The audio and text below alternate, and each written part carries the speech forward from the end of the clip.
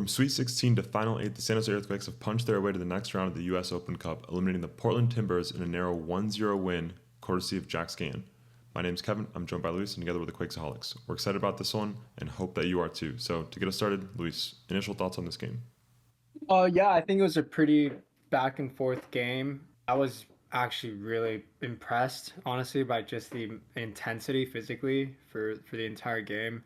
You could tell by the end it was both teams were pretty tired, but overall it was super back and forth.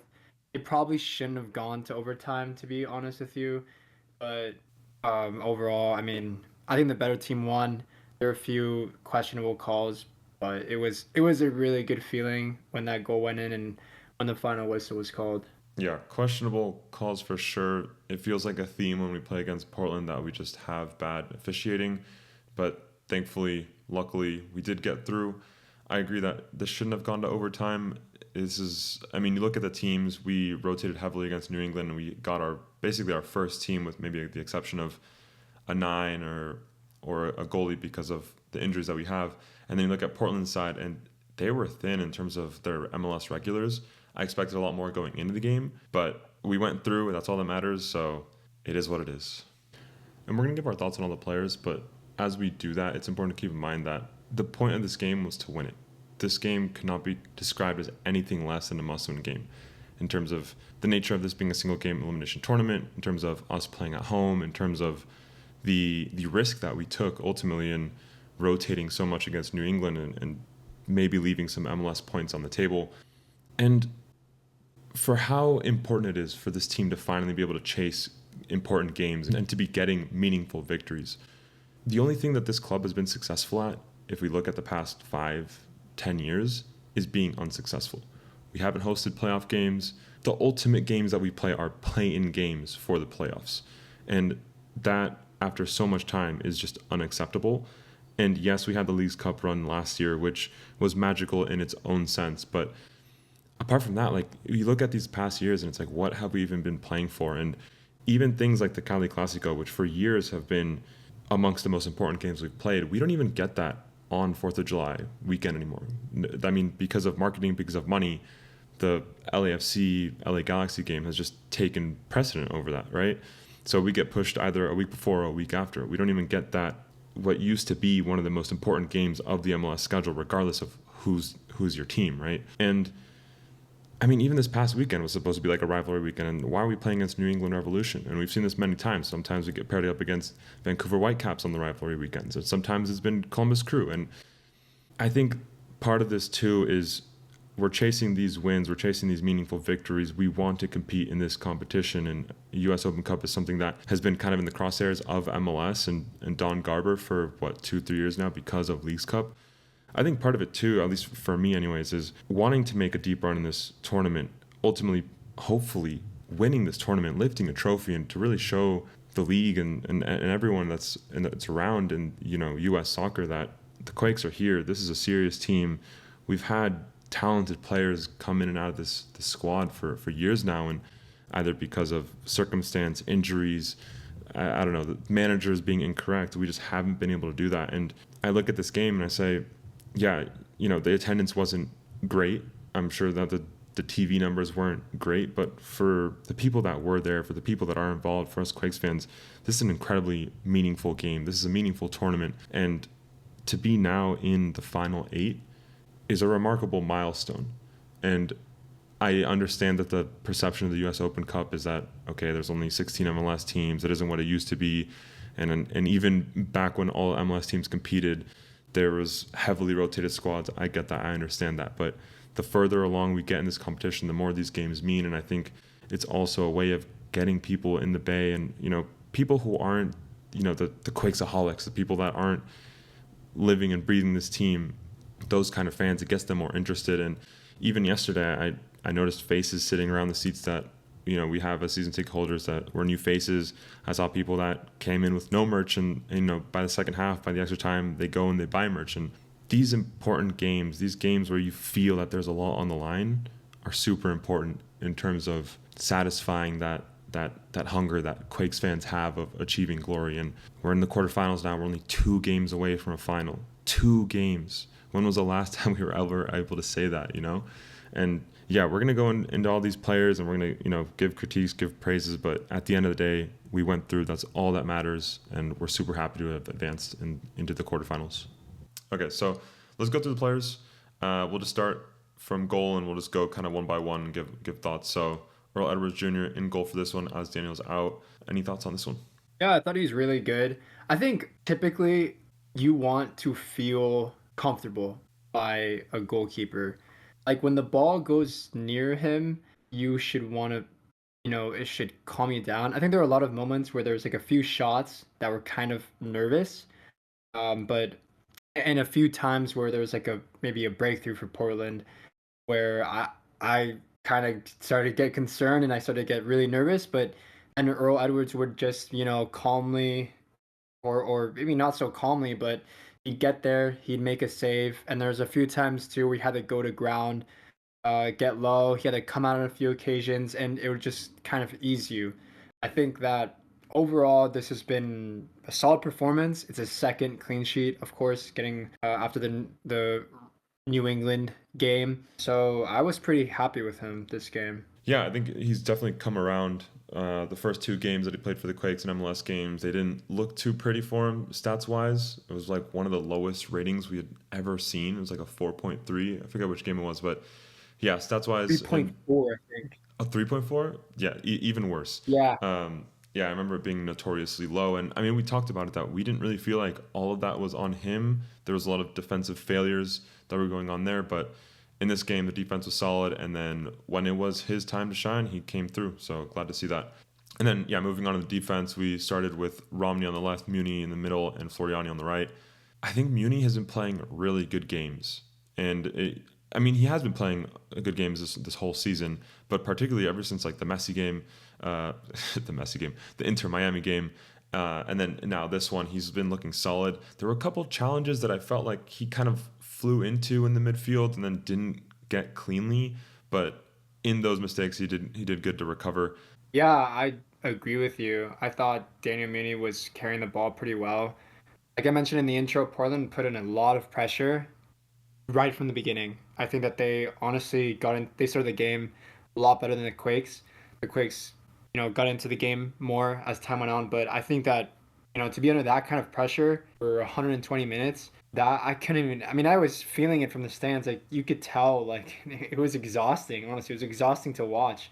But Daniel Munie did well. He, again, good on the ball and good aerially as well. I think that all the center backs this game, they were put under pressure with balls over the top a lot, but they did well, all of them.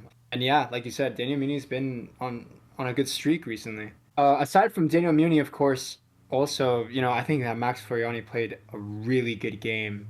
He had, I haven't read the statistics, but it seemed like he won so many aerial balls. To be, again, in those conditions, I thought he was excellent. He was good on the ball as well. Had good passes into the midfield, into DeJuan Jones. I was really impressed by Max Floriani this game.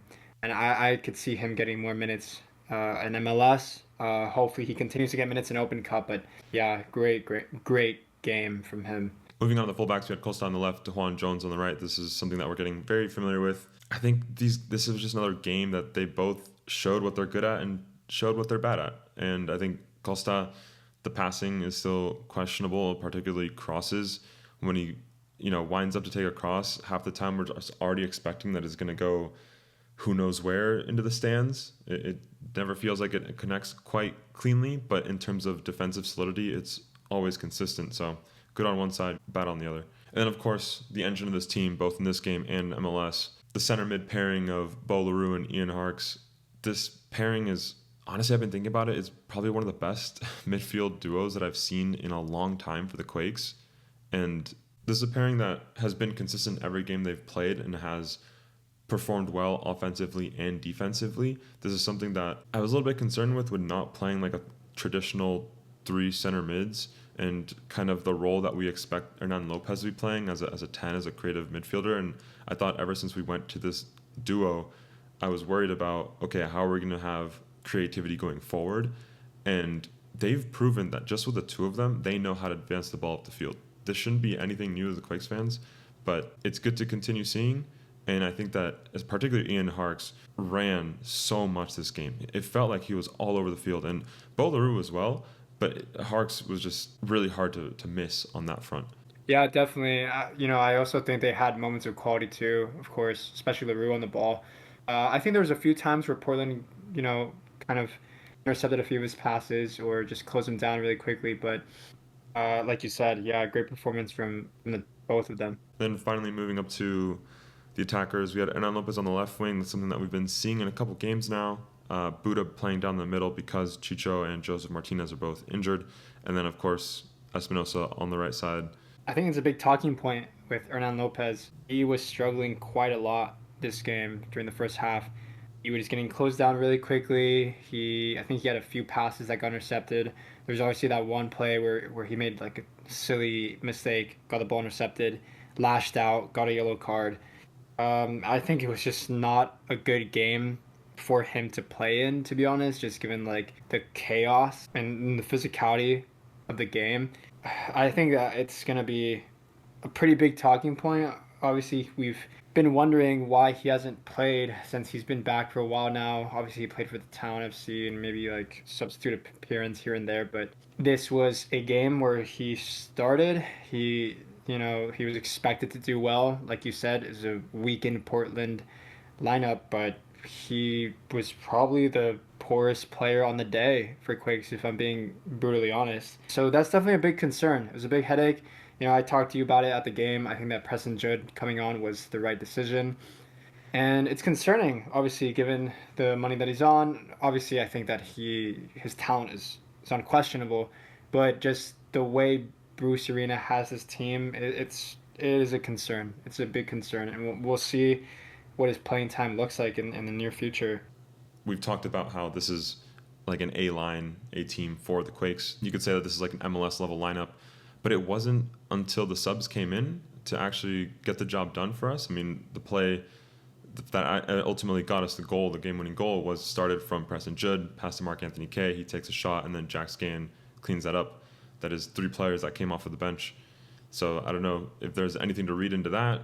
I think it points to kind of the disappointment of, we probably shouldn't have gone to extra time. We should have probably been able to get this done in the game. And there were some calls that didn't go our way. There was a questionable PK.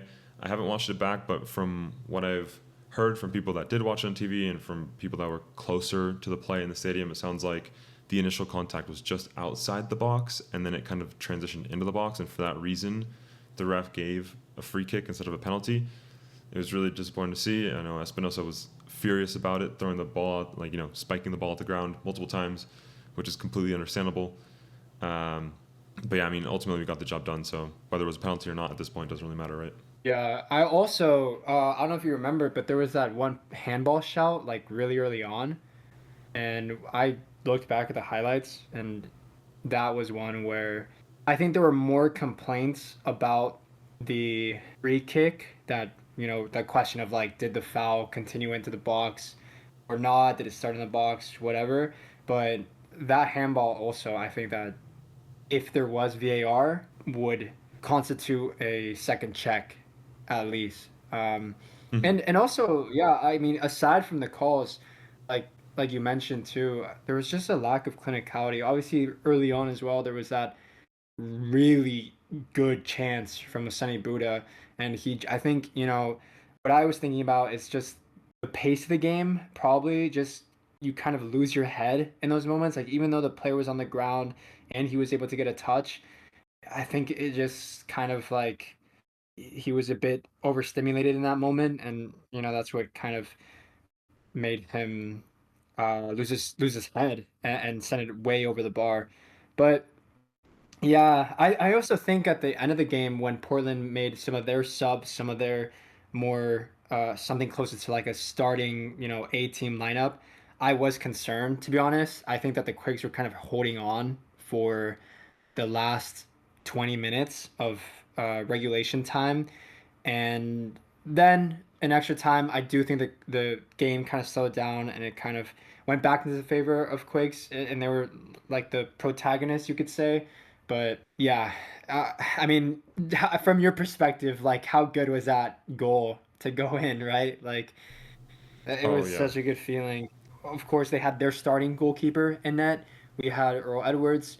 Obviously, we have no idea what he's like in San Jose colors, facing penalty kick shootout. But yeah, man, I was so glad to avoid penalties.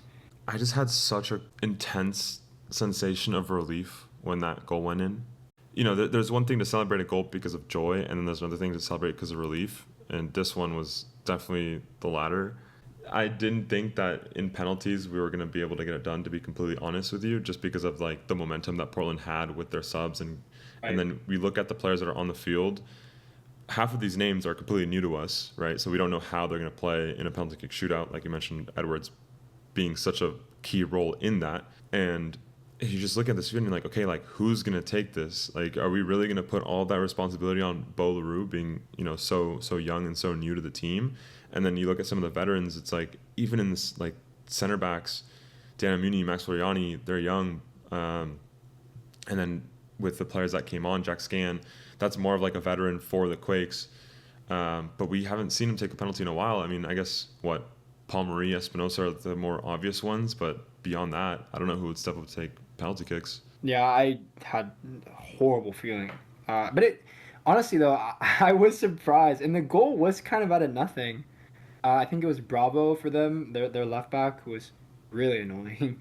But I think it was him that had the giveaway, and like you said, yeah, kind of a scrappy goal, but yeah, the relief was incredible. So yeah, there's still I think 6 games that need to be played before we find out who makes it into the final 8. And then I think the draw for that will be either Thursday or Friday of this week. So it's still uncertain when the Quakes, or sorry, not when, but where the Quakes will be playing or who they will be playing. But it does sound like it'll be either July 8th or July 9th. So a good amount of breathing room until the next game, until the next time we have to be on the edge of our seats for 90 plus minutes. But we still have lots of MLS games coming up, so that'll be exciting. The next one will be Houston Dynamo at home this Saturday. Looking forward to that one as always. But for this game, the overall sensation is just relief. There are definitely parts of the game that we thought the Quakes should be doing better at, but ultimately, with these kinds of games, the important thing is to win by any means necessary, and the Quakes did that. So, on to the next challenge. And yeah, that's all we have for this one. So if you made it this far, thanks for listening. If you have any other thoughts on this game or anything Quakes related, let us know down below, and we'll catch you in the next one. Peace. Thank you.